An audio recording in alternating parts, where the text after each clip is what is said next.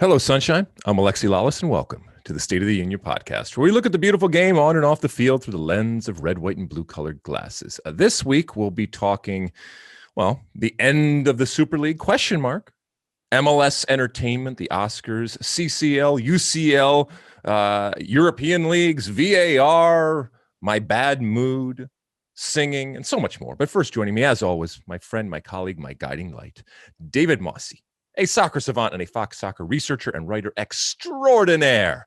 Mosse, how are you doing on this Monday, April 26th in the year 2021? I'm doing well, although I must confess I'm feeling a weird sensation today. What's that? You got to get that checked out or what? You're going to be okay? No, I am a big movie buff who watches the Oscars every year and has usually seen just about all the Best Picture nominees. So I have strong opinions on what should win. I read all the articles about it, listen to podcasts.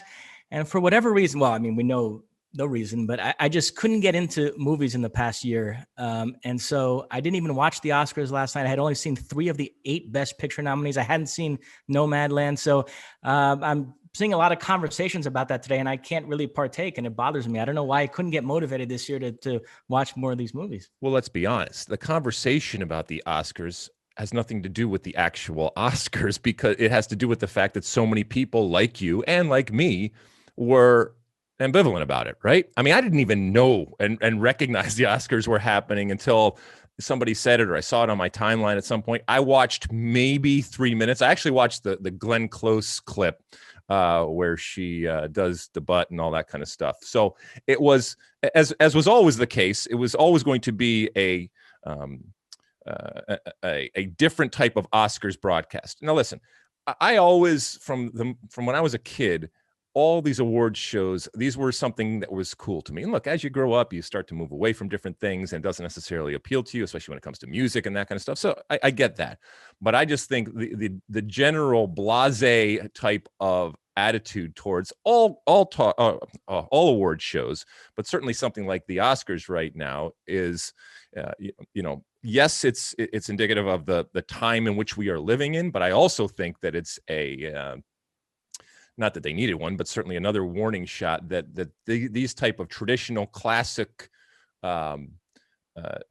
experiences and TV experiences, they're not necessarily going to last forever. And so, yeah, I did not watch it. To your point about the actual movies, I mean, I don't even know if I watched any of the nominated movies when it comes to Best Picture or anything like that. So I'll be really interested as we're coming on air. I don't know. I haven't seen the ratings, and look, I don't want anybody to fail. I don't want bad ratings, but it's a reflection of the time and the era in which we are living in, and it's a reflection of what movies are. And you and I, we love movies, and I want to get into a little bit more of a movie thing here, but finish off the your Oscar thing, because I do want, even though you didn't watch it and didn't necessarily care to watch it, did it even come on your radar after, in terms of everybody saying, hey, but by the way, the Oscars happened? Oh, yeah. I mean, today I've actually seen quite a bit of conversation about it, and it's bothered me that I can't partake in it. The 3 Best Picture nominees I ended up seeing were Mank, Trial of the Chicago 7, and Judas and the Black Messiah. And I enjoyed all 3. And I'm sure the ones I haven't seen were fine movies. I've heard nothing but great things about Nomadland. I probably will watch it eventually. But, I thought in the last couple of weeks I would go on this mad dash to be able to watch a bunch of them, and I just couldn't get motivated to do so. I think in the final analysis, I enjoy going to movie theaters, and I associate movies with that. And sitting on my couch and watching TV is more for television shows. And so I probably need to get over that, because I think we're moving in the direction inexorably that, that's going to become the primary method of watching movies as well. But for now, I'm just not in that headspace. All right. So speaking of movies, I don't have a whole lot of movies and stuff that I watched this week for you, although I did go back and rewatch Hot Tub Time Machine, which I still think is hilarious. And it makes me laugh, wonderfully inappropriate, and just a fun type of movie. And it held up from when I first saw it to rewatching it. But Mosse, you are often privy to a lot of the inane conversations that we as quote unquote talent have, because you're in the control room often, and you'll hear all the ridiculousness that is going on back and forth between myself and Rob Stone and Stu Holden and Maurice Sadu and others that are there. So over the last weekend when we were doing our MLS action, I don't know what triggered it. But at one point we started.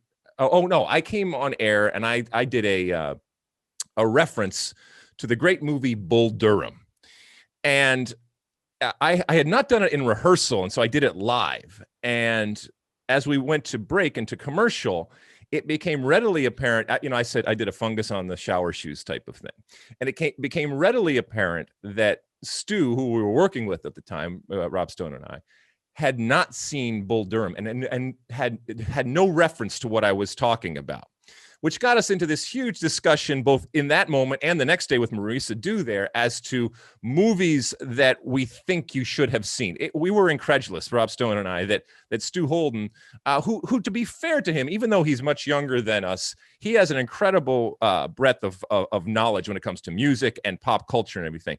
He had not only never seen Bull Durham, but he had never even heard of it. And that to me, and I know things changed. Look, I remember when my dad sat me down and made me watch Bridge Over the River Kwai and different stuff like that. And first off, you've seen Bull Durham, right? Of course. I mean, I think we've talked about it on the pod. One of the great, and I don't care for baseball at all, and yet I would still call it one of the great sports movies in cinema history. And yet he had not seen it. Then the next day, we've come to find out that Marisa Dew had never seen it nor heard of it. And we went through all of these different classic movies with them. And it was amazing to me that, they're 10, 15 years younger than us. And yet when we were listing off stuff like Raging Bull or Apocalypse Now or Platoon or these movies that to me and to you, even though you're younger than me, still resonated and were such classics that we never thought that there was going to be a generation that not only hadn't seen them, but it didn't even register. They had never even heard of them.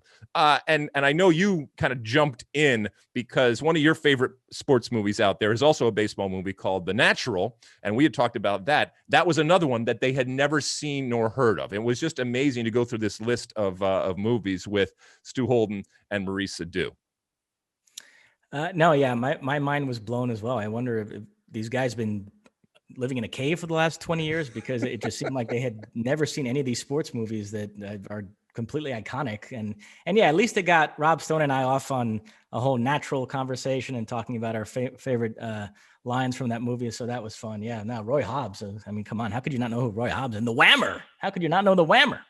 I mean, to hear Rob Stone light up, even though he was just completely, irritated and frustrated and confused that there was anybody that hadn't seen it, but also to hear him, talk about, when he first saw Susan Sarandon on the big screen and all that, because that Bull Durham movie, it's so much more than just a sports movie. It's so much more than just about baseball. And like I said, to its credit, and why it is so powerful is that someone like me, who I don't care about baseball at all, it does nothing for me, still can look at it and be so utterly, transfixed and amazed by this work of art, because of the comedy that's involved, because of all the different characters, because of the storyline. There's love, and when you look at The Natural, that whole story. I mean, it was almost a fable or a fantasy, but you had villains and heroes and death and all that kind of stuff going on. And these are the types of movies that I like. But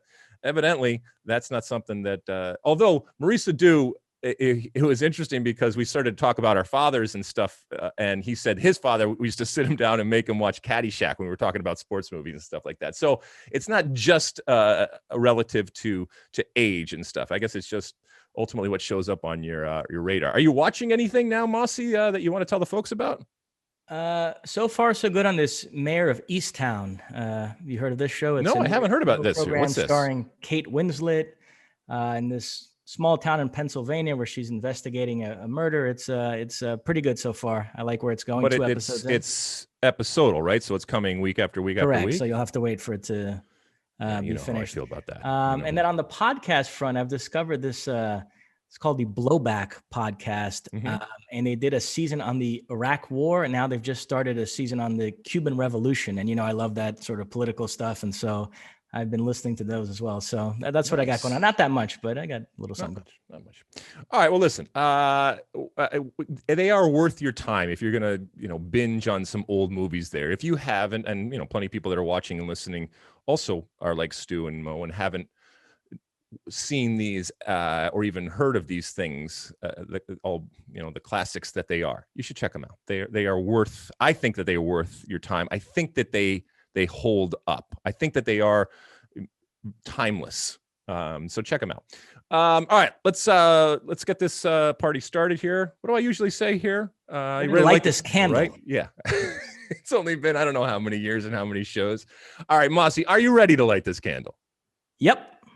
All right. Without further ado, we will jump in. And we're going to start first off, and believe me, we'll talk the demise of the Super League in the second segment. We're going to start right off because, as I mentioned, we were knee-deep in Major League Soccer in its second weekend, and there was all sorts of stuff going on the field and off the field. I actually started the morning, and somebody had tweeted me saying that they were thinking about how entertaining MLS has been just in its first few weekends, both in terms of the actual competition that's going on, the bangers that we're seeing when it comes to goals, the storylines that are emerging, all of these different things in the first couple of weekends. If the first couple of weekends are any indication, we are in for I would certainly think a better season than last year. I mean, it's kind of hard not for it to be better, considering that we've seen fans in stands now. Teams are playing in their home venues. We got stadiums opening, as we've talked about. But so far, so good from an MLS perspective.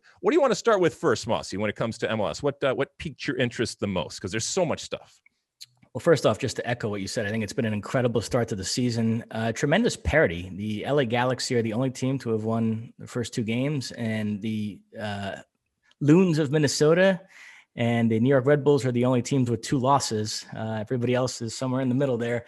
But I think we do have to start with the Galaxy. We did the game yesterday. I think it's the biggest story in the league right now.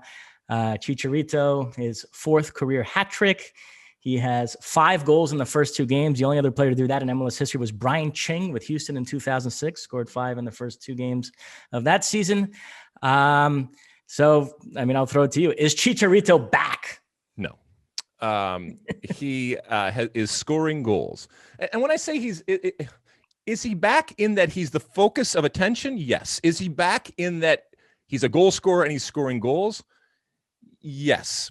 But I don't think he necessarily is coming back from anybody believing anything differently in the way that they look at Chicharito. Yes, you need Chicharito as your biggest star from an LA Galaxy perspective and from a league perspective to be functioning and scoring goals. That's great. It's wonderful for all the things that we're doing. And we have the Galaxy on our air for the next couple of weeks up in Seattle and then the El Tráfico the following week. That's all good stuff in terms of content and narrative out there.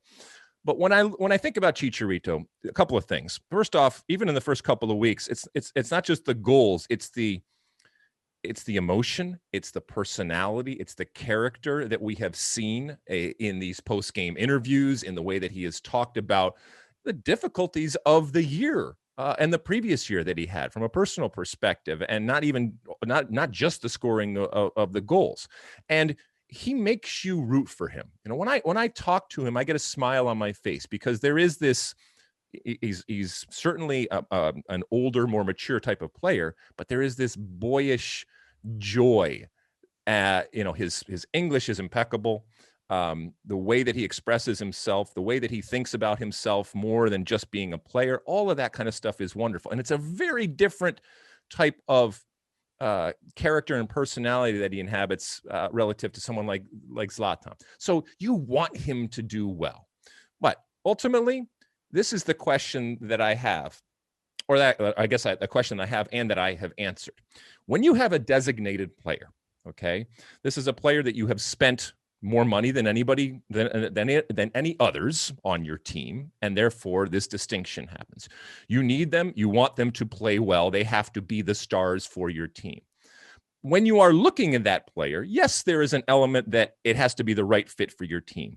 But what I see as a valuable designated player is that if you were to put that player on the MLS market out there, you would want other teams to value him in the same way.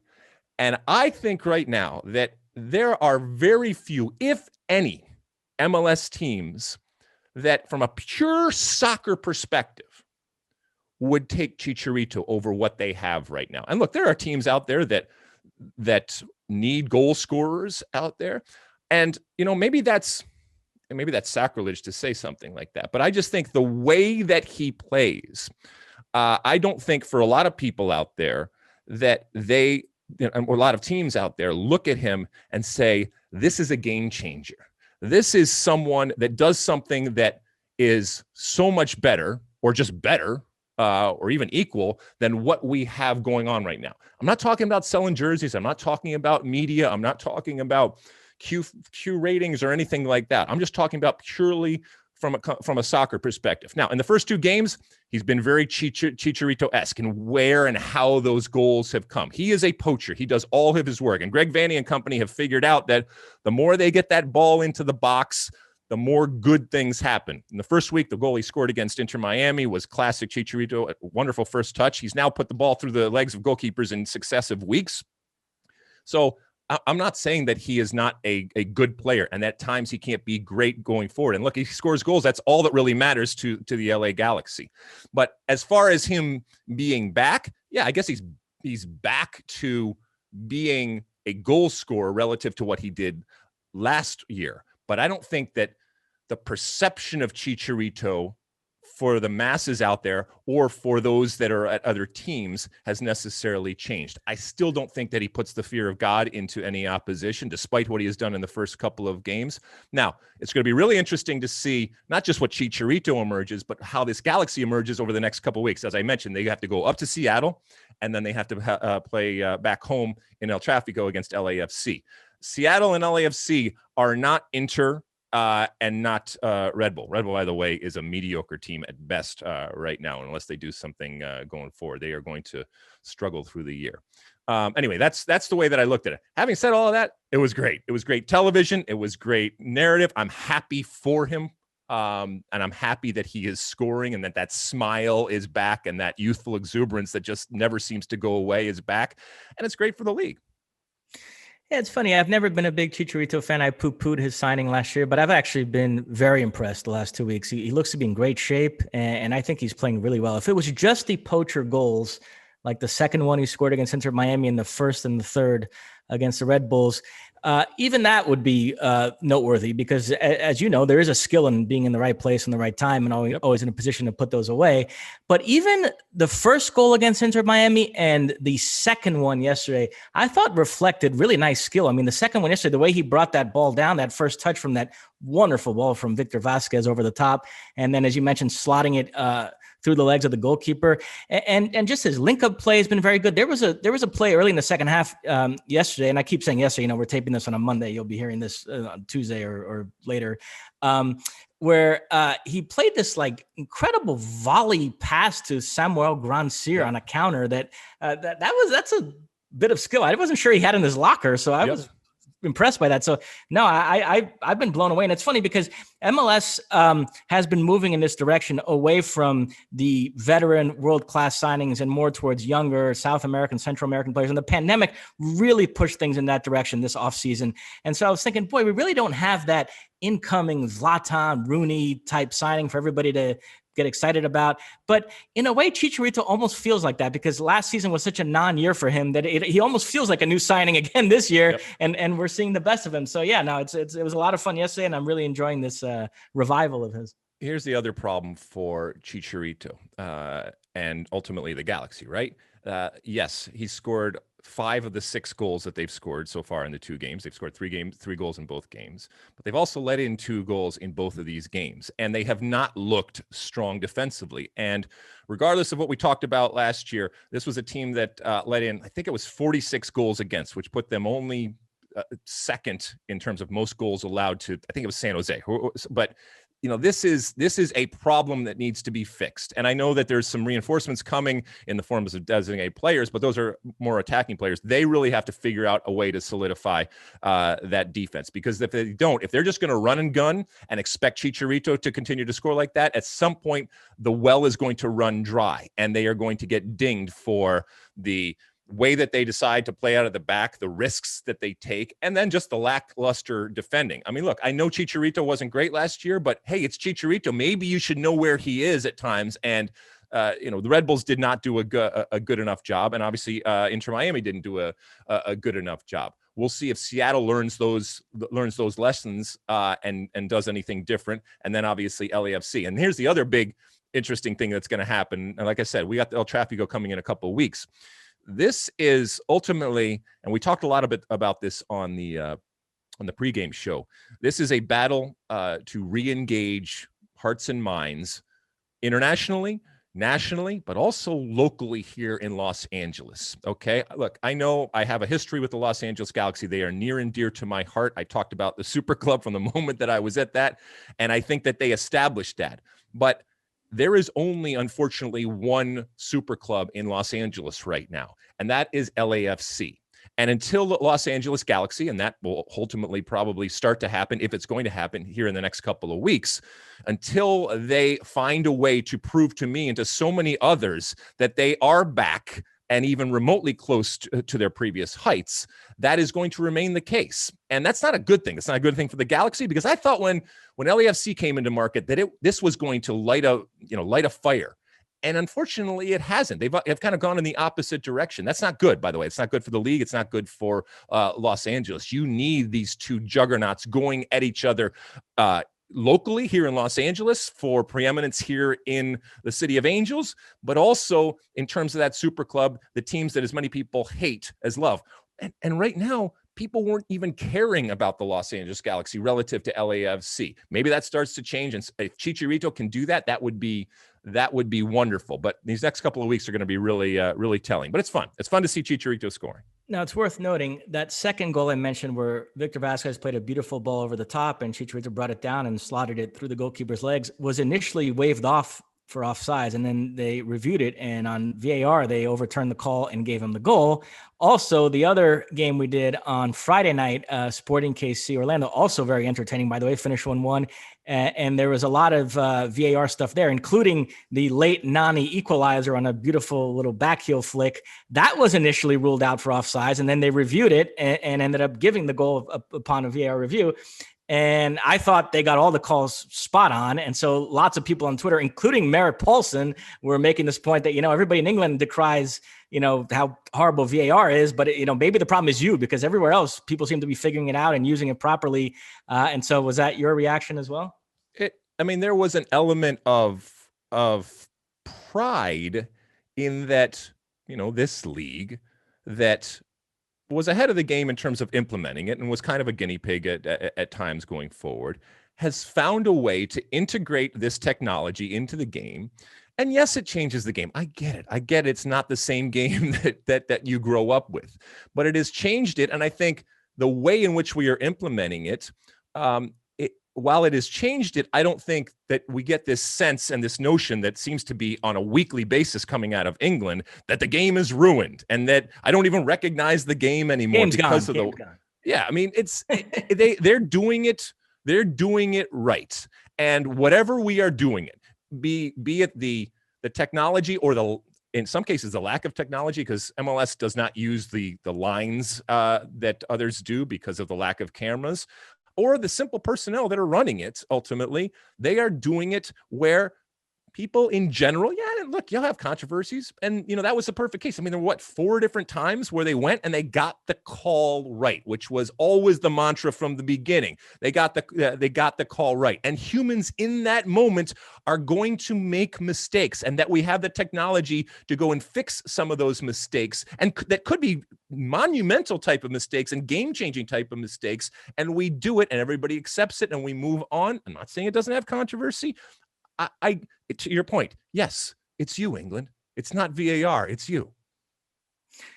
And to me, the key thing you said is the lines. I've always said this. I'd prefer we do this with no lines. There's still value in stopping a play and having a referee be able to look over and see a replay of it, and it helps you make a more informed decision. But if you don't draw the lines, it still preserves that sort of human eye test element that I think we all want. Because, frankly, if you drew the lines on that Chicharito goal or the Nani goal on Friday, there might have been some body part of theirs that was a millimeter ahead of the defender. And then in the Premier League, those goals would have been taken away. And I just think I feel much better about the outcome we got in MLS this weekend than the ones we've been getting in the Premier League. Yeah, but you know what we're going to do as TV? We're going to draw the lines. So that's the problem. But we haven't been doing it, and I haven't seen any controversy on Twitter. I didn't see any Sporting KC fan complain afterwards about that Nani goal, nor Red Bulls fan complain about the Chicharito goal. So I don't know. Yeah, but if we had the cameras, we would draw the lines.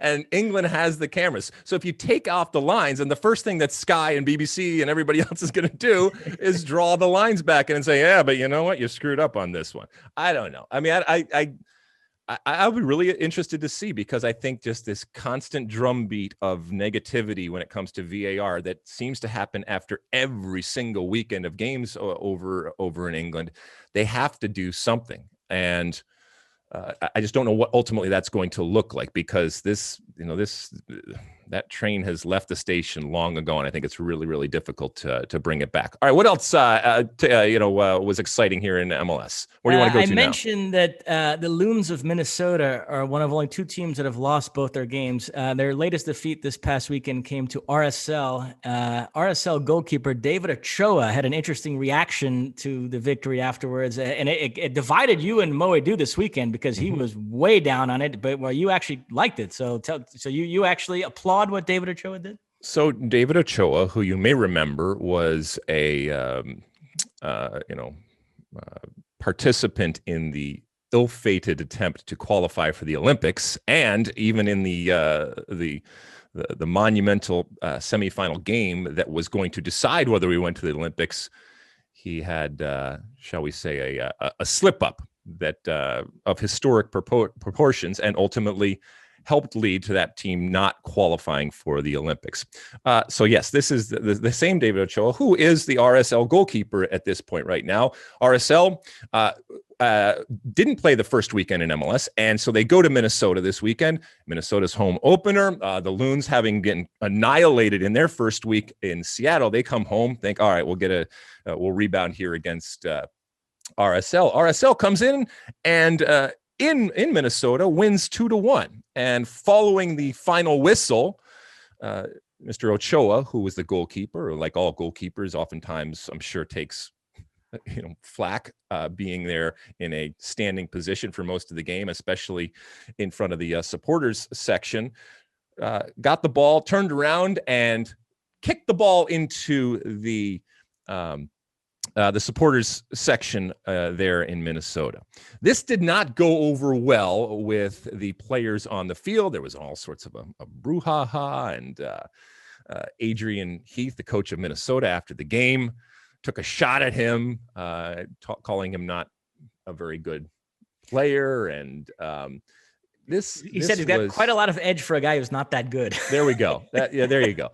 I loved it. Mo didn't. Mo was he thought that this was beyond the pale and this was inexcusable, and I loved it. Now, it's not as if he turned around and rifled the ball into the face of a 5-year-old sitting in the supporters section. Here's the thing.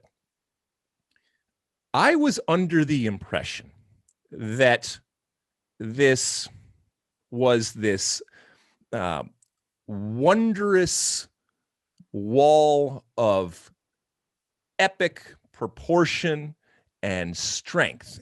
And what I come to find out is that really this is not much of a wall at all. As a matter of fact, it's a wailing and whining type of wall back there. And this is, to my Loons friends over there, this is not a hill you want to die on, all right? I get it. You're distracting from what is the biggest problem, which is you're 0-2 and you just lost to RSL at home. But it's just not a good look, okay? Now, Ochoa might get fined. It's very possible for kicking the ball into the stands. Like I said, he didn't turn around and rifle it in there.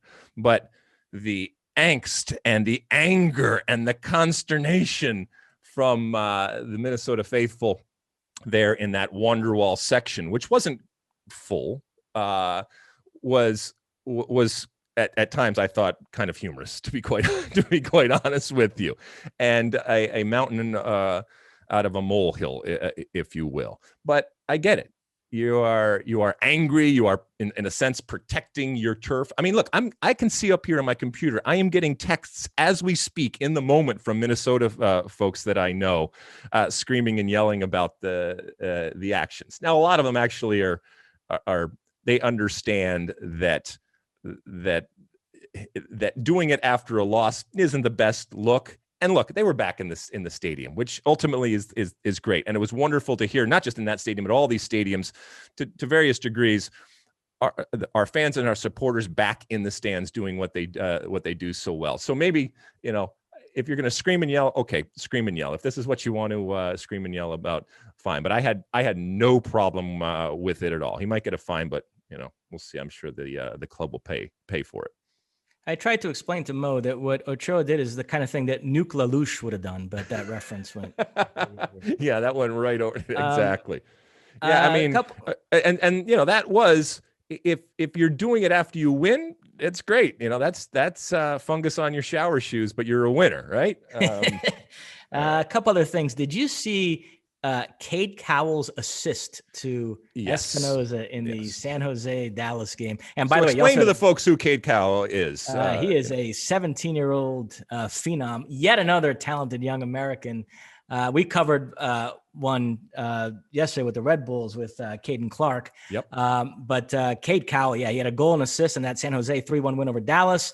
The goal was terrific as well. A nice little shimmy in the box to get away from the defender. But the assist was mind-blowing. I mean, that's one of the best passes you'll ever see. I mean, it again points up the incredible wealth of talent and young talent that exists over here. And there are going to be people, and they already have, that are going to come calling for a lot of this young talent. And, we've talked about Daryl DK and what these valuations are going to be for these players that, as I said, are very young, which also means that they are oftentimes very inexperienced. And you're just extrapolating it out and believing that they are going to mature into even better players, and you're going to get them for much less than if you wait a year or 2 years or 3 years down the line. And Cade Cowell playing in a really interesting and different type of system out there. So sometimes you have to pull out these players and say, okay, I see them playing and what they're doing right now here, but in our system, is it going to work? I mean, the assist was phenomenal. And like you said, the goal, I mean, there were broken ankles all over the place as players went flying back and forth. And I had pointed, to the San Jose game against Dallas as a game to watch relative to Matias Almeida, the coach of San Jose, which, I think if it goes south, he would be on the hot seat and one of the first coaches on the hot seat because specifically of the way that he plays. And actually, that's where my Bull Durham reference came from, was because of the fact that if you're going to play this, quote, oftentimes it's called crazy type of system, but certainly unorthodox type of system, and put yourself out there and be that romantic that's doing things very, very differently than everybody else, then you better be able to back it up with results. And that's exactly what they did against Dallas. So good for 17-year-old Cade Cowell and him shining as all of this young domestic MLS talent starts to shine, and good for Matias Almeida because I think he needed it. And I said this at the end of the show, and I remember it from my playing days many, many years ago, is that the tendency for teams and for players and coaches and fans is, oh, it's just the first game. Oh, it's just the second game. It'll get away from you very, very quickly. And yes, to your point, this is a league of manufactured parity, and we're already seeing it here. But if you let it get away from you and you are not used to catching up, or you don't have the experience in this league, it gets very, very difficult very quickly, regardless of what that gap is when you are constantly trying to catch up. And so, the game, the Inter Miami getting a win, that was huge. It's huge for Phil Neville, and it's huge for that team. San Jose coming home and getting the win. You cannot let yourself get into the habit of just saying, yeah, we'll catch up. We're only 3 points or 6 points, because in this league, the margins are so fine between making the playoffs and not making the playoffs that very, very quickly it can get away from you if you're just constantly saying, all right, well, we'll get them next week, or we'll wait till the summer and then we'll make changes, especially if you don't have that history of being able to do that and deal with what MLS is. What else, Mosse? Yeah, both Higuain brothers scoring in an Inter Miami win over Philadelphia. That was fun, huh? That was fun. By the way, in Philadelphia is so good at home. And as I said, I think Phil Neville really, really needed that for what he is, for that team did. First time we've ever had two brothers on the field at the same time that's both scored. So that was fun to see both the Higuain brothers doing the damage there and celebrating and hugging and doing all that kind of stuff. So big, big win, especially because it's not just on the road, but it's on the road against the defending Supporters Shield winners who are so good in Philadelphia. It's funny because last season, the Chata brothers in Portland combined on a goal. One assisted the other. And John Strong and I were very excited about that stat. It was the first time it had happened in years. The Roll Down brothers in Seattle had done the same thing. And so now you have two brothers scoring in the same game, first time ever. And then expansion Austin FC. I'd be remiss if I didn't bring them up. 3-1 win over Colorado, their first ever victory. Cecilia Dominguez, their first DP with 2 goals. And I thought they acquitted themselves well against LAFC. So far, so good for Austin, huh?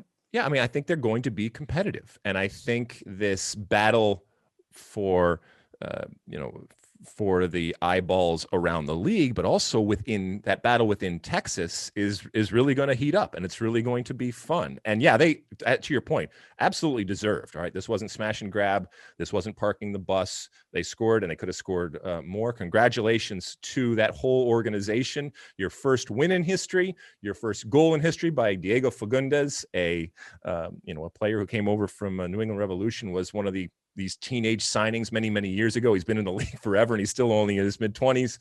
As I've said before, and I've had this history with Austin, I was there to announce this team, and I'm just really excited about what it is going to be, not just for Austin, but for Major League Soccer. Congratulations. And we talk so much about these expansion teams and what they are and what they aren't when they come in. And I think Austin, while I don't think that they are, the LAFCs or the Atlanta Uniteds, they're also not Minnesota, obviously. I think they're going to be competitive, and that's important. So maybe in the vein of a Nashville, maybe even better than a Nashville so far. So congratulations to everybody there in Austin. Here's to many more celebratory nights, and may you bathe in that fountain of queso that you love so much for many nights to come, celebrating goals and victories for your Oaks over there. What else, Mosse? Shall we transition to CCL, which makes sure. for a natural transition since there are a record 5 MLS teams in the CCL quarterfinals, 2 of them going head-to-head, Atlanta and Philadelphia. Atlanta home the first leg, Philly home the second leg, and then the 3 others are facing Liga MX opposition. That'll be fun.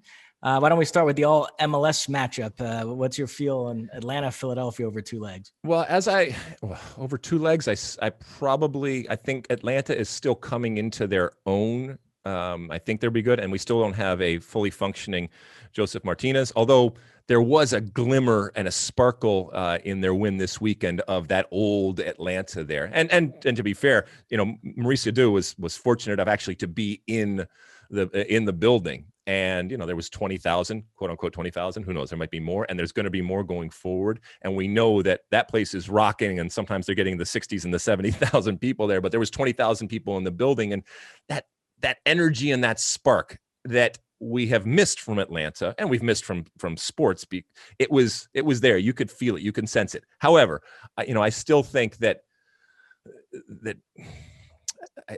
they're not there yet. And, it all depends on Joseph Martinez, to be quite honest with you. I don't know how far along he is. I'll still go with Philadelphia. I'll go with Philadelphia. But it's going to be real close. This is the good part is so many MLS teams qualified. The bad part is now we're going to knock each other out. And then the 3 MLS versus Liga MX ties, and all 3 of the MLS team is home in the first leg. Although in Toronto's case, that still means Florida. In Florida, right? They will be home to Cruz Azul, who are your Clausura leaders. Toronto did very well to get past Lyon. I still think I favor Cruz Azul in this one. Toronto, they're the one MLS team that I don't have a great feeling about in this round. The other two, though, Columbus take on Monterrey and Portland face America. And the two Liga MX teams are struggling going into this one. Monterrey have lost their last 3 Liga MX games. They fell to Pachuca, Chivas, and then lost the derby to Tigres this past weekend. Gignac with the winner, a fiery game, red cards on both sides.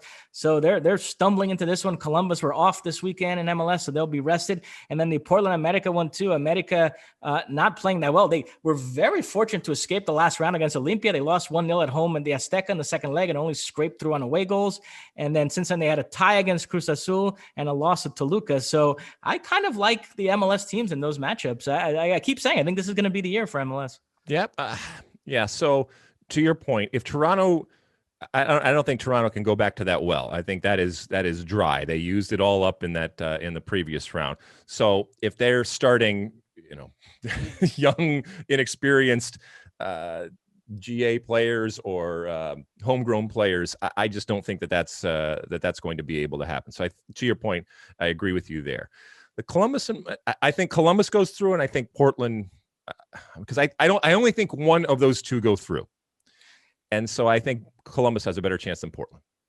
So that would leave it 2 Liga MX, 2 and 2, baby. Yep. Yeah, that would be fun. And the semis are on the in August on the other side of Gold Cup and all that. So yeah, that's the thing. I mean, these teams can look very, very different when all of this is said and done.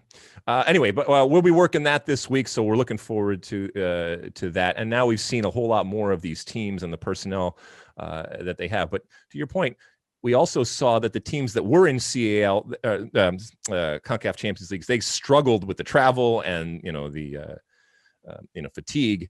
And Columbus not having a game this weekend, I think, is really, really going to help. What else, Mosse?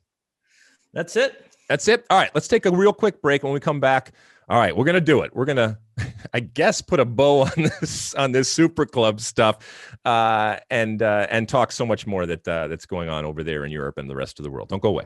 All right, we're back. All right, Mosse, when we recorded last week, as you know, we record on Mondays for the most part, and we finished it. And when we stopped recording, we had done a pod that talked about Super League and talked about it in its existence and the possibility that this was going to happen. 24 hours later, it had all fallen apart. And it was very, very clear to everyone involved and everybody that was not involved and everybody around the world that this Super League plan was not going to happen, and certainly wasn't going to happen in the way that it was, I guess, envisioned. And we talked last week about the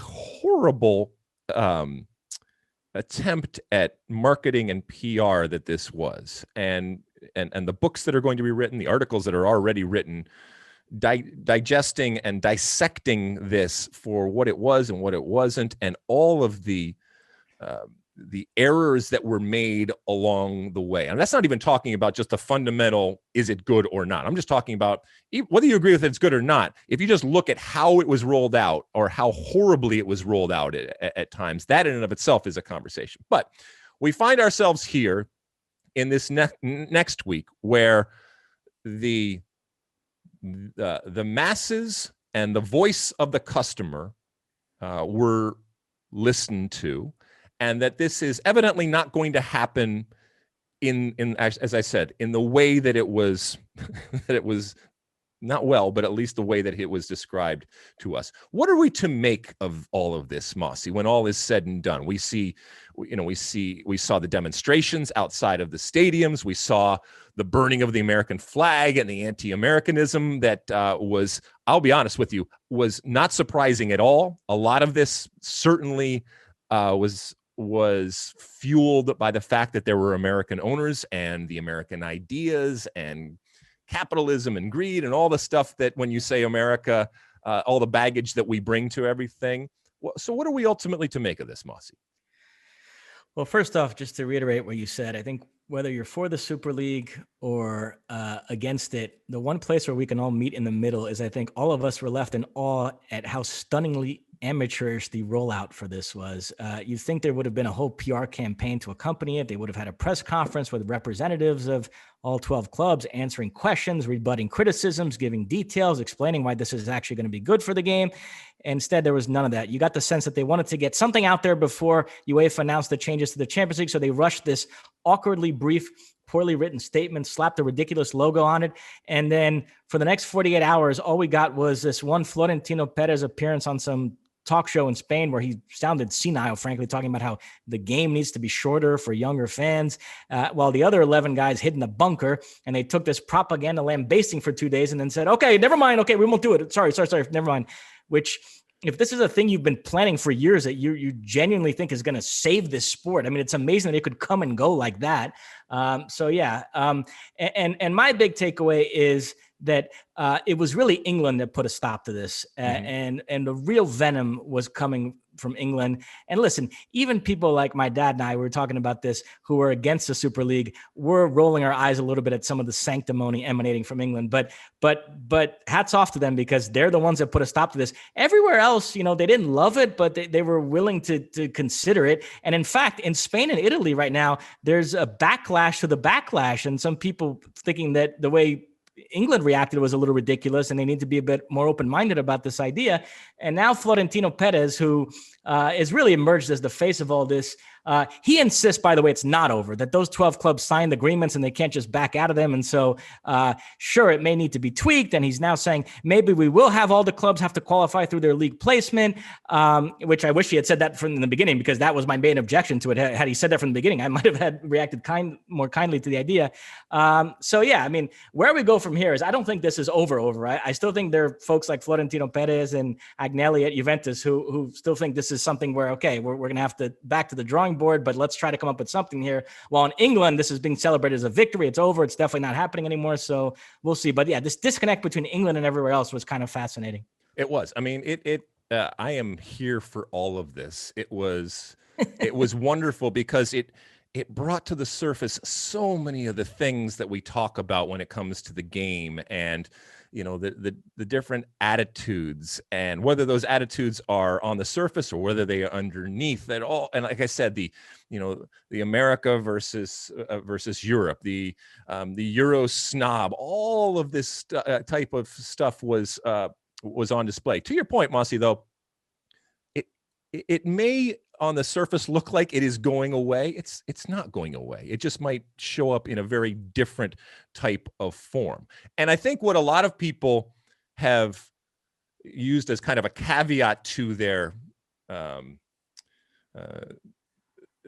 to their criticism of it is that but there are still a lot of problems out there, and we still, and to your point about, the rampant hypocrisy over the last week has just been, I would say it's been amazing, but it's not been amazing because it's not a surprise. Okay. It's always been there, but to have it kind of laid out, and to people unapologetically doing things out there and saying things out there that just are so hypocritical when it comes to everything. Now, how this all progresses from here, because now I see people talking about salary caps and fiscal responsibility out there, which has certainly not been the hallmark of any of this. And the inherent greed that was already there, and the way that we have made what once were kind of agreed upon villains into these saints, at least for the moment, because they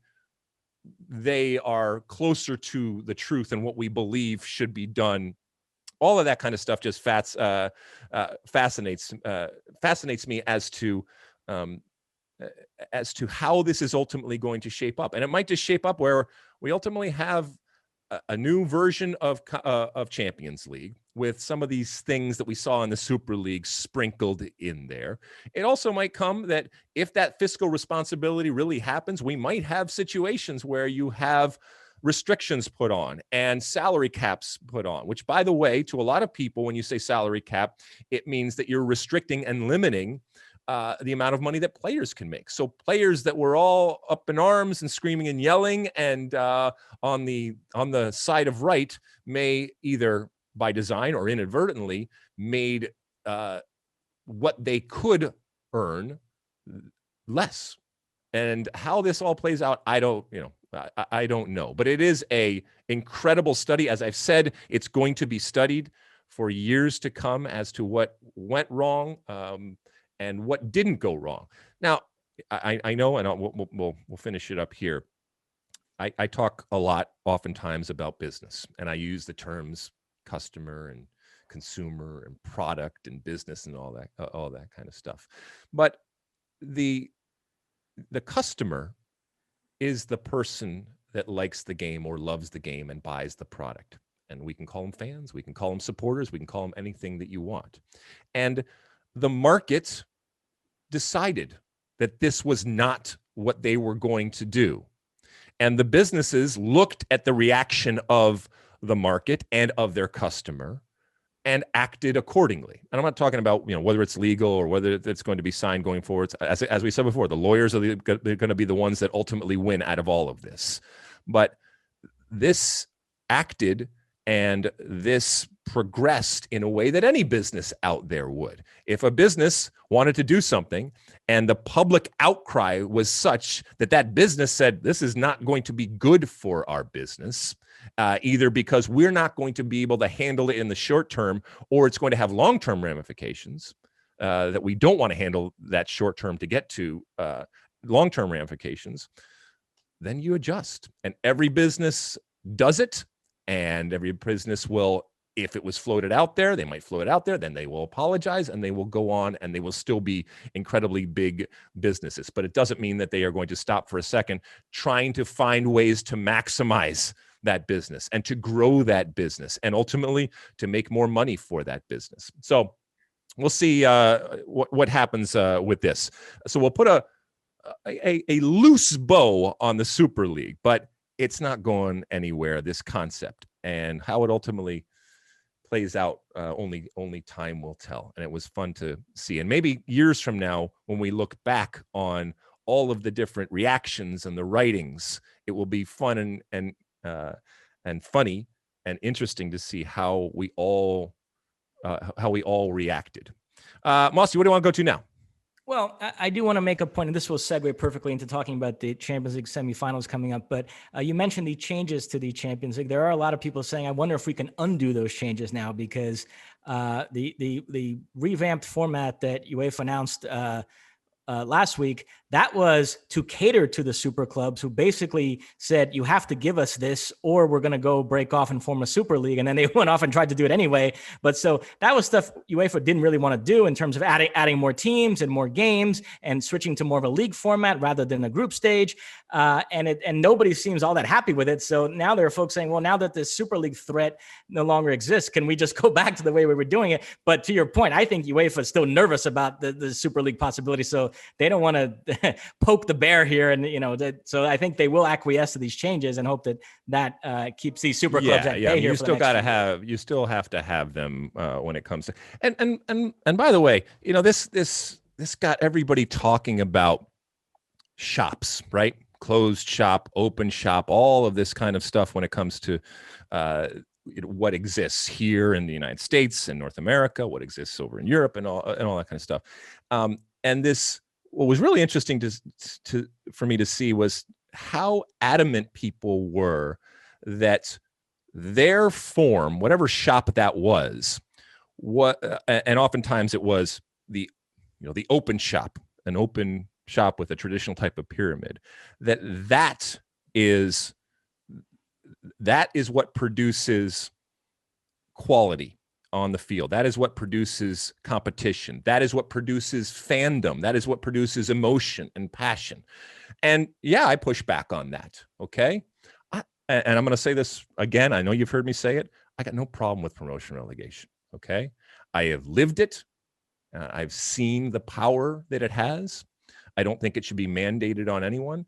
And it doesn't preclude me or anybody else from experiencing the joy and the personal nature of being a fan and being a supporter of a team or of whatever league it is that you have, whether it's open or closed. And you are no more passionate. You are no more involved. You have no more or less ownership in the game simply because you are in a closed or open type of shot. It is just a different way of doing it. But there were many people that disagree with me, and probably what I'm saying right now, there are people out there that disagree. So that was fun to see how people used what happened over the last week to justify their beliefs about what soccer is or what soccer isn't, or what it should be or what it shouldn't be, or what you are as a soccer fan relative to whatever team or league or concept or system that you may extol the virtues of or not. Okay, Mosse, what else? Well, so let's transition to the Champions League semifinals, which get underway this week. Tuesday, Real Madrid will host Chelsea.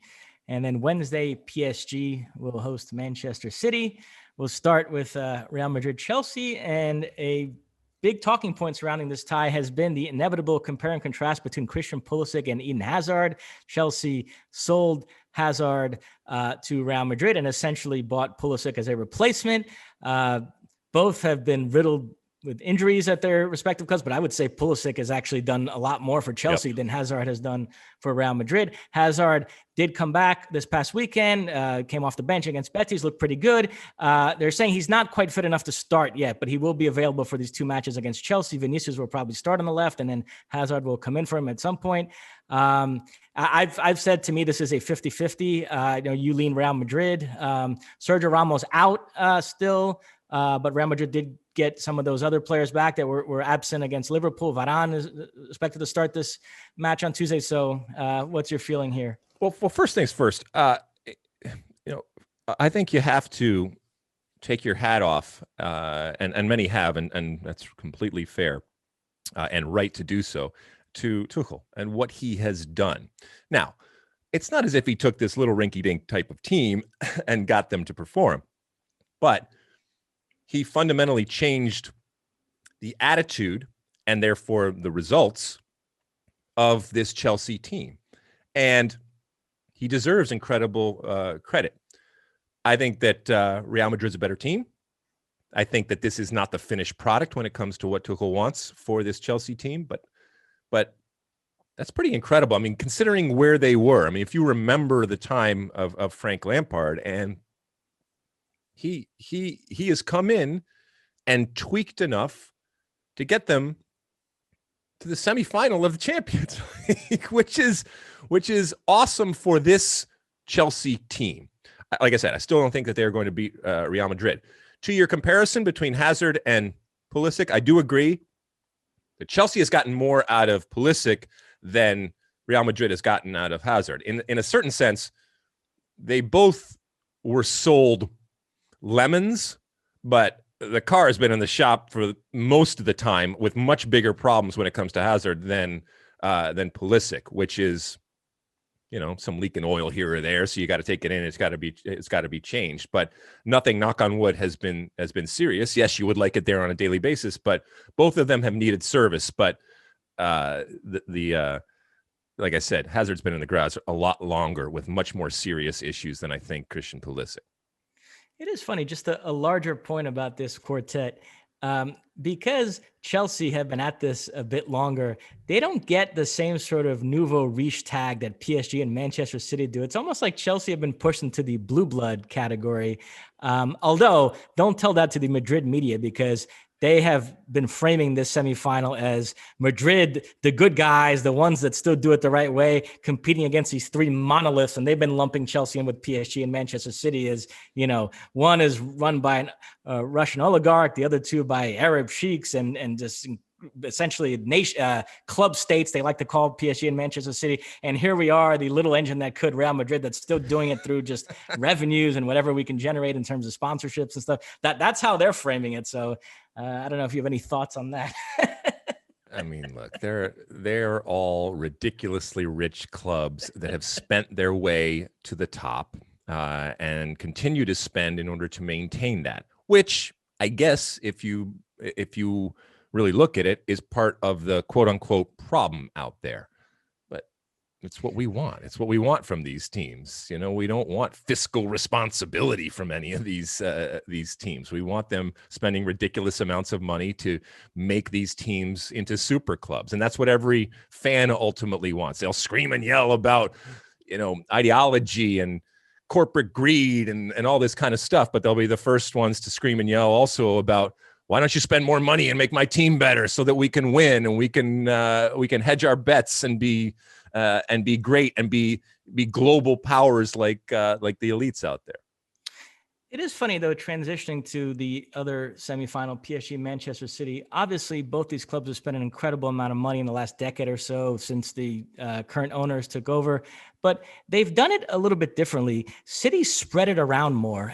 Pep never misses a chance to point out that if you look at the biggest transfers in football history, there's no City signing up there. The most they've ever spent on a player is 80-something million euros. I think De Bruyne is still their biggest signing, although Ruben Diaz was close. But if you go through that squad, virtually every player costs a decent chunk of change. You know, when they need a backup left back, they go and spend 40 million euros on him. And so it adds up to a crazy number. While PSG, it's more of a top heavy approach. They spent a combined 400 million euros on Neymar and Mbappe, the two biggest transfers in football history. And so they had to kind of make that up elsewhere. And people who don't follow PSG on a regular basis, who parachute in for these Champions League games, are often taken aback by how many nondescript players are in that squad, because they do have a lot of guys they acquired via loans or free transfers just to kind of round out the squad, because they spent so much money on those two guys. And so we'll see. I mean, I guess we'll find out which approach wins out here. City have, I think, no doubt the better overall squad, but PSG have these two players in Neymar and Mbappe who can just win a game on their own. And so we'll see if the big stars, not that De Bruyne isn't a big star. I mean, he's right up there too, one of the best players in the world, but you know what I mean? I mean, it's just a different approach to squad building, and it'd be interesting to see which one wins out. Well, long live meritocracy, Mosse. Okay. All right. So PSG, Man City, what do you see? It's in Paris first? Paris first, and I lean Man City, and I lean PSG in this tie. I think they match up well with Manchester City, so I think PSG are going to go through. I do. Yeah, I think I do too. I don't know. What did I say last week? I can't remember what I said last week. I think last week you were leaning Manchester City. Was I? I'll stick with it. I mean, I understand where you're coming from, but I'll stick with it. Well, all Manchester City have done since then is collect another trophy. I know, right? The Cup this past weekend, 1-0 win over Tottenham. Laporte with the late winner. Zack Steffen in goal, which was interesting because, you know, Pep took some criticism for starting Steffen in the FA Cup semifinal against Chelsea, and Steffen did make a mistake and was at fault in the Chelsea goal. But Pep went back down that well again. He, you know, that logic that the guy that started the earlier rounds has earned the right to start the climactic games in a competition, and so he put Steffen back in there again. Didn't have much to do. I mean, City pretty much dominated that game from start to finish, but nevertheless, nice to see him collect a trophy. Him and Pep had a nice hug at the final whistle, and so that was nice to see, Zack Steffen. I mean, look, arguably our number one, Zack Steffen, and there's very few that would argue it at this point, is winning trophies and is the number two, but certainly is getting opportunities on the actual field for one of the great teams in the world. That is a good thing. Now, is he approximating what he is going to be facing for the US team? No. Okay. And that's not his fault, but you know, when he went to Man City, we knew that this was going to happen, in that he wasn't going to be the number one. And is it concerning? Yeah. I mean, I want him playing consistently and playing game in and game out, but look, he's still a great goalkeeper, and I'm happy for him that he has this moment too, because as you said, Pep could have gone a different way, and at times managers in the past have done different things. But, and you know, to be fair, Pep knew that he was capable, and he showed faith in him, and that was rewarded. So that's good for a relationship with your head coach. Doesn't mean he's going to be the number one going forward, but that's good for your relationship. And you know, it's good to be in that shop window holding up a trophy. So congratulations to Zack Steffen. Here's to many, many more. And we'll see ultimately where this leads. And if it means that he's coming back with even more of a sense of accomplishment and and confidence because of that to the U.S. team, which we know is going into such a huge part of the year with the summer, and then more importantly this fall with qualification. That's good. So knock on wood, he stays healthy, and congratulations to him. It's funny because Pep, who's concerned about the amount of games that players are asked to play over the course of a season, has suggested in the past that he doesn't think the League Cup should exist. They should get rid of it. And yet City have won it the last 4 seasons. So, I mean, They clean up on that competition, which I think speaks to their squad depth. Those earlier rounds where the big teams don't really care about it that much. City's not caring about a competition lineup is way stronger than anybody else's. So they still get through those earlier rounds. And then when you get to the end, hey, there's a trophy in sight, we might as well go for it. And they end up winning it. So City win the League Cup again. On the domestic league front, 3 of the leagues are done and dusted. Nobody's clinched yet, but Bayern Munich, Manchester City, and Inter are going to win their respective leagues. But we have 2 fantastic title races going. Let's talk about Spain, where this past weekend, Atletico Madrid lost away to Athletic Bilbao. Real Madrid were held to a 0-0 draw by Betis, and Barcelona won 2-1 away to Villarreal, 2 goals by Griezmann. So that leaves it at Atletico 73 points, Real and Barcelona each at 71. Sevilla, by the way, are at 70. So in Spain, they're framing this as a 4-team race. But the key thing here is Barcelona have played 1 fewer game than everybody else. They're going to make that up Thursday against Granada. They should win that game. That would leapfrog them above Atletico with 5 rounds to play. And to me, this is trending towards Barcelona winning this. As we've talked about, Atletico have been falling apart for a while, and Real Madrid now seem to be more focused on the Champions League. And so I think Barcelona are going to win this. Messi's going to get a League and Cup double out of this season. Wow. After all is said and done. All right. Jeez. That's amazing. I mean, remember all the hemming and hawing and screaming and yelling. Oh gosh. I mean, this is good though. This is a good thing. And that it's not just Real Madrid and Barcelona. And, you know, even the Sevilla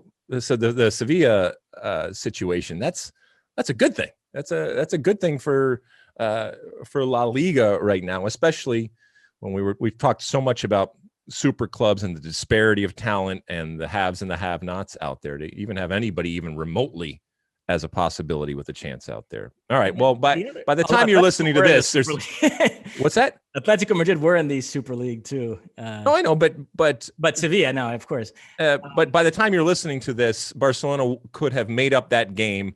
And you're saying they would be at 74 points, then Real Madrid would be at 70, and then Atletico Madrid would be at 73, Real Madrid would be at 71, and Sevilla would be at 70. So there's still plenty to play for. The other great title race, amazingly enough, is in France, where PSG thought this was the weekend they were going to overtake Lille. They beat Metz on Saturday. They went to bed on Saturday night 2 points up, and Lille had a tough game on Sunday away to Lyon. Lille went down 2-0 in the first half of that game, and then lo and behold, they came roaring back, scored 3 unanswered, won 3-2.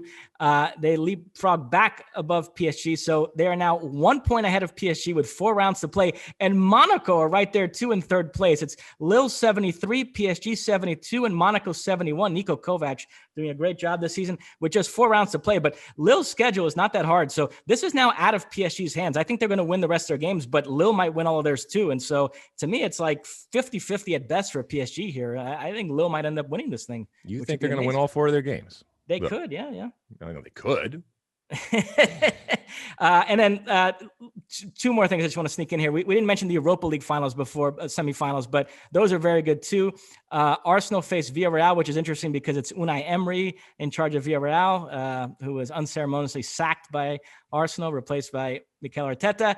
That first leg is in Spain this week. And then Manchester United against Roma is the other semifinal. Very good too. First leg at Old Trafford. And then last thing is, it sounds like Julian Nagelsmann will be the next coach of Bayern Munich. They've already agreed terms with him. The last stumbling block was agreeing some sort of compensation with Leipzig. And the latest I read today, Raphael Honnerstein said the clubs are very close to an agreement. You've got Keith Costigan tweeting about how horrible this is for the Bundesliga, that Bayern can just go and take the manager from the second place team. So that's triggering that discussion too. But it looks like Nagelsmann will be the next Bayern boss, replacing Hansi Flick.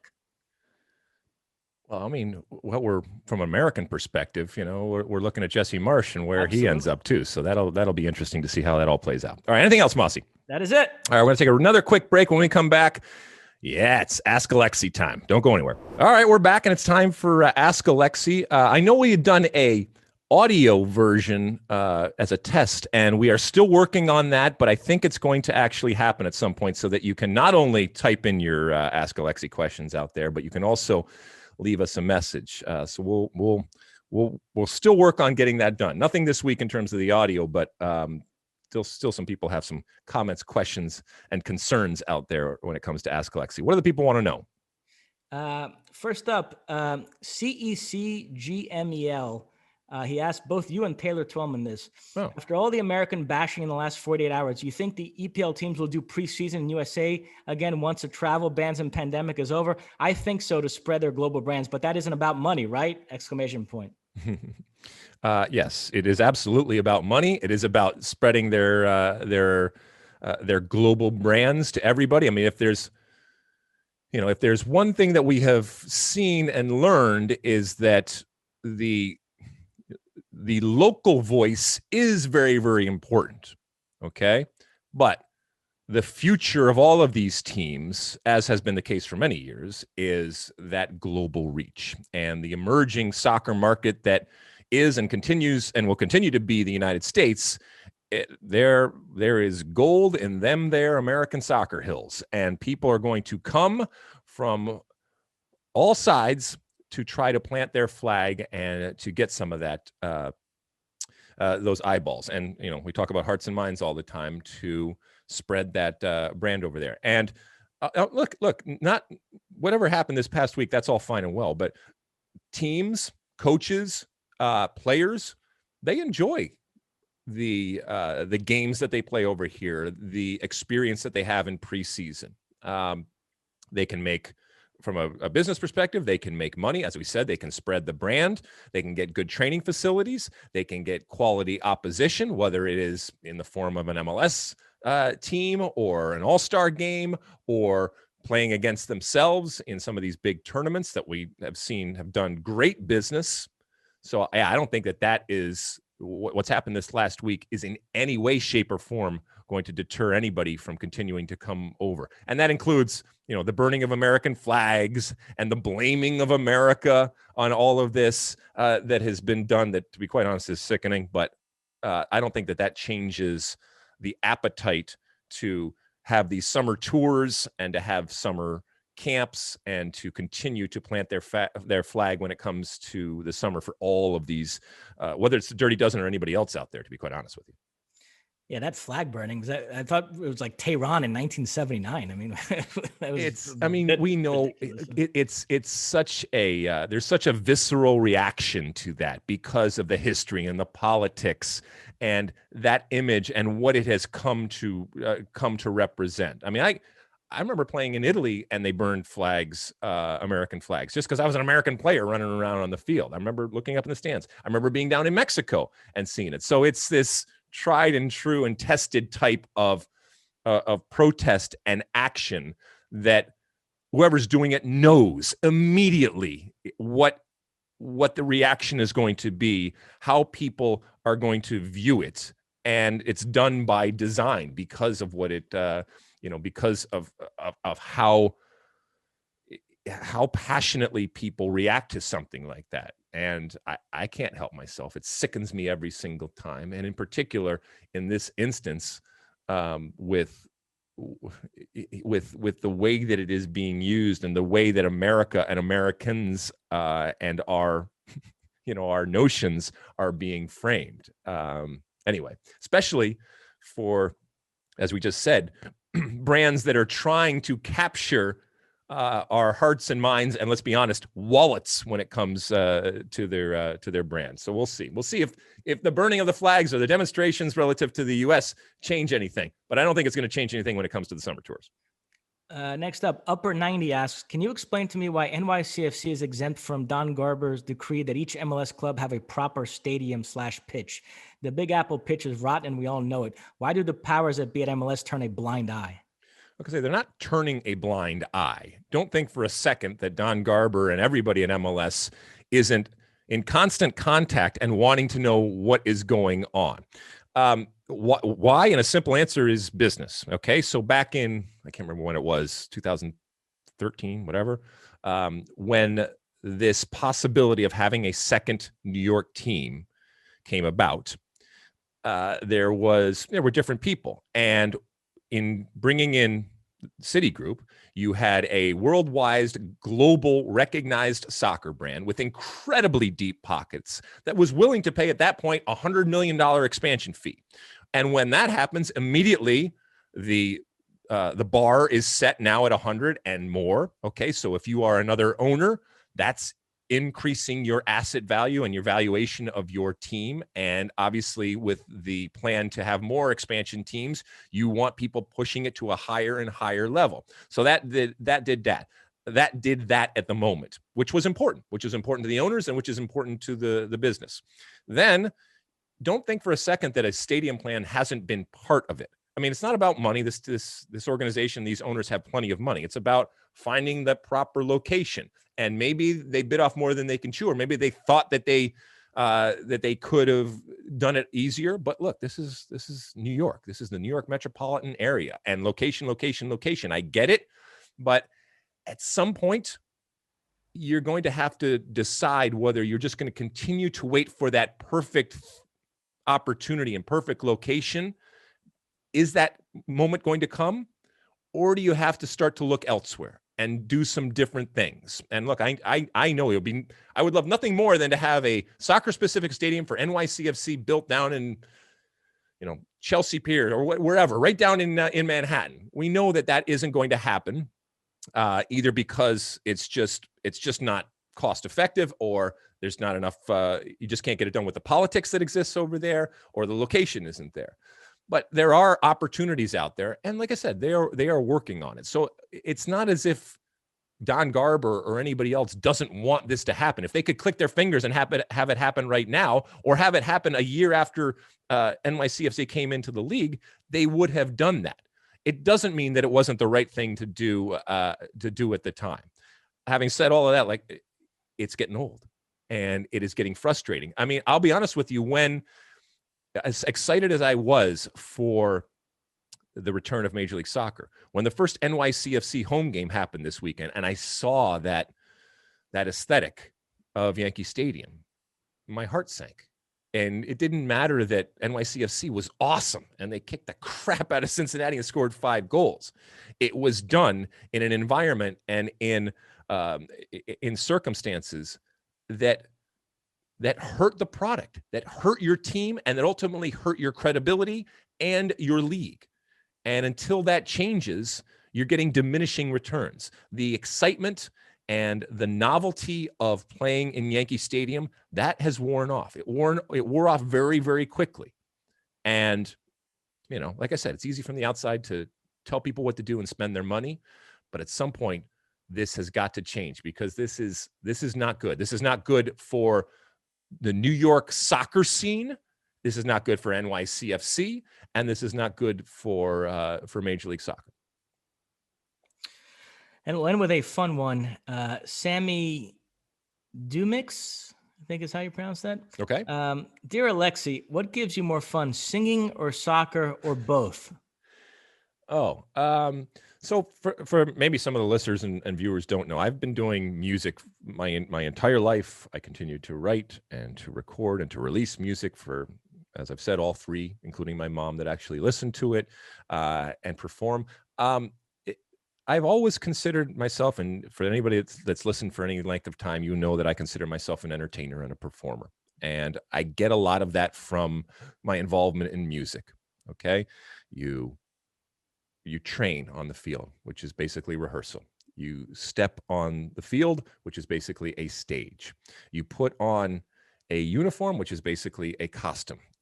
You perform in front of supporters, which is an audience, and you have that type of interaction and that reaction.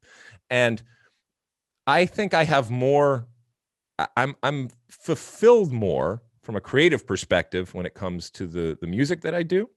There is nothing like the reaction and the feeling of playing the game at a high level in front of thousands and thousands of people. And that's part of the reason why players often struggle when it's over. is they have nothing in their life that even comes close to replicating it. And it's not a dirty little secret. Here's the truth. There is nothing that replicates it. That's the whole point. Okay. And so you have to find other things in your life that excite you, but do it in a different way, maybe even more so. But that's easier said than done. I'm lucky that I have this outlet. It, as I said, it fulfills me in a way that sports and soccer never did. I have more control than I do when it comes to sports and to soccer. So if I had to pick one, it would probably be, music, whether it's singing or, writing songs or performing or releasing stuff or recording, any of that type of stuff. So yeah, I'd probably fall on the music side of that type of question. But it doesn't mean that I didn't get incredible satisfaction and pride out of playing the game and having that reaction and the wins and the impact and all of those things. But it's also very, very temporary. I had music in my life before I started kicking a ball, and I have music in my life after I've kicked the ball. So the timelines of these two different things relative to your life are very, very different, both impactful and both incredibly intense at times. It's just, I can't kick the ball in front of thousands of people anymore, or at least not well, but I can still do music, and I will to my dying day. What else, Mosse? Anything else? That is it. All right. We're going to take a real quick break. And when we come back, I will have my one for the road. Don't go anywhere. All right. We're back, and it's the end of the show, which means it's time for my one for the road. So I got a question. It's a very simple, well, it's not even a question. It's more of a statement or a reaction to what somebody perceives is my attitude right now. Let's see. At Trigger Town over here on Twitter said, you've been in a bad mood recently. And I don't think that I have, but the events of the last week have riled me up more so than usual. I know I get riled up, and I know I scream and yell about different things, or I tweet away and I poke people and I say different things. But I don't think that I'm in a bad mood. I'm actually much more positive about the world in which we inhabit than I have been in a long time, to be quite honest with you. And it's not without problems and challenges and sadness and difficulties out there. But I do believe that we are heading in the right direction when it comes to everything from our world of sports to our greater world and culture and society. And, whether it's, the better direction that not everybody, but certainly in my neck of the woods here is heading when it comes to the pandemic and some of the loosening and hopefully the return to normalcy, or at least a new normal that is better than what we have lived over the last year and a half. Or whether it's, the sport and the men and women and whether they're old or young that I see that are thinking about this game and thinking about growing this game and thinking about doing things. I don't want to be a grumpy old man. I don't set out to be a grumpy old man. At times, sometimes when you read different things, you attach a personality or an attitude to it that isn't necessarily right. But there's nothing I can do about that. So to your point, and a lot of this, and I think you were referencing, some of my reaction to the hypocrisy that I was seeing out there. And look, we're all hypocritical at different times about different things, and I don't have all the answers. I've made plenty of mistakes, and will continue to make plenty of mistakes, but it did get me riled up. And I know I am incredibly protective of the American game and Americans within that game, even though I know we disagree at different times about different things. And And maybe at times that comes across as being angry or being in a bad mood. I get it. Listen, relative to, a lot of other people out there, these are absolutely first world problems that we scream and yell about. And I recognize that there are so many people out there that have it so much more difficult and face so many more challenges than I do, and would love to, be in my seat screaming and yelling about a Super League or something like that. But instead, they have to deal with things that are of such more importance and consequence. And so if it seems that I am in a bad mood, please know that I'm not. As a matter of fact, as I said, I remain incredibly positive and confident about the direction in which we are going. I hope everybody out there shares some of that optimism. I hope everybody out there is, in these difficult times, continuing to stay safe and sane and moving forward. I try to be positive about the things that I talk about. I know I can be cynical. I know I can probably be an asshole at times. Okay. But in general, I do believe that I know that I am incredibly fortunate, and I am incredibly positive about the world in which I inhabit because of the people that I see, the people around me, whether it's, the people that I work with here, or the people that I come in contact with, or the people that I just see. And I'm amazed at all of the wonderful things that are out there, whether it's soccer or anything else in life or anything in between. So I will try to do things going forward that, to Trigger Town's point here, don't give off the impression that I am in a bad mood. Doesn't mean I'm not going to scream and yell. It doesn't mean at times I'm not going to be angered by things, but just know, in the general scheme of things, I'm not in a bad mood.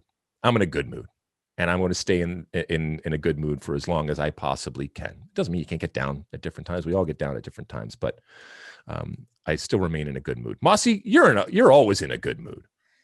I am, yeah. I mean, look, you and I have our problems, but it could be worse. We could be stuck living with our parents, like our producer Jeff Hernandez, who confided to us that he is just miserable right now. Can't wait to get out of there. Oh man, I love you guys. Thank you guys for helping us. Whether it's great Louise or great Jeff, they do a wonderful job behind the scenes putting this together for us each and every week. And Mosse, you continue to just amaze me. And I still get notes. Once again, I don't forward them to you, but I'll let you in that I still get notes from people, whether it's on social media or whether it's personal notes back and forth, just telling me how much they appreciate and love everything that you do. We know that you're really the brains of this operation, whether it's the State of the Union podcast or anything that you see on Fox. Without Mosse, you would see the morons that many of us actually are. So thank you, Mosse, for continuing to make us into things that we know deep down we really aren't. All right. All sorts of stuff happening this week. As we mentioned, CONCACAF Champions League, MLS, UEFA Champions League, so much soccer out there to talk about. And who knows what when we show up next Monday, who knows? Maybe the Super League will be back. Who knows? Anything can happen. Mosse, anything before we go? That's it. All right. Thank you so much for listening and watching and subscribing and downloading and rating and reviewing and doing all the different things that you do out there on all the different platforms that we have out there. We will talk again next week on the State of the Union podcast. And until then, and as always, size the day. You like that clip? Well, my State of the Union podcast drops every week. Subscribe now on Apple Podcasts, Spotify, or wherever you get your podcasts.